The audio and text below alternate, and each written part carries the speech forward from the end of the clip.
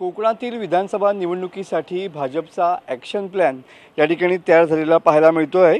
लोकसभेप्रमाणे कोकणातल्या विधानसभा निवडणुकीत देखील भाजप रवींद्र अस्त्र वापरण्याची शक्यता आहे। कोकणातील विधानसभा निवडणुकीची जबाबदारी रवींद्र चव्हाण यांच्या खांद्यावर देण्यात आलेली पाहायला मिळते आहे। कोकण विधानसभा निवडणुकीत रवींद्र चव्हाण जे आहेत ते महत्त्वाची भूमिका या ठिकाणी बजावण्याची शक्यता आहे। रवींद्र चव्हाण यांच्या नेतृत्वाखाली कोकणात महायुतीला लोकसभेत मोठं यश मिळालेलं होतं आणि त्याचमुळे पुन्हा एकदा रवींद्र चव्हाण यांच्या नेतृत्वाखाली कोकणातल्या विधानसभा निवडणुका ज्या आहेत त्या या ठिकाणी लढवण्याची शक्यता आहे। लोकसभेत केलेल्या कामगिरीच्या आधारावर कोकणातली जबाबदारी बांधकाम मंत्री रवींद्र चव्हाण यांच्या खांद्यावरती मिळणार आहे।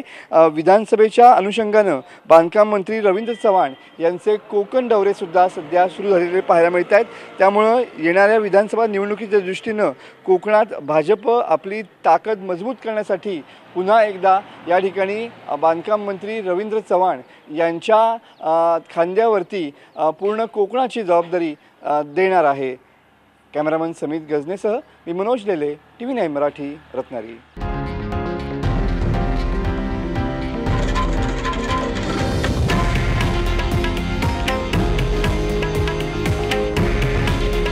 हे आहे देशातील नंबर 1 न्यूज नेटवर्क आणि आपण पाहत आहात TV9 मराठी।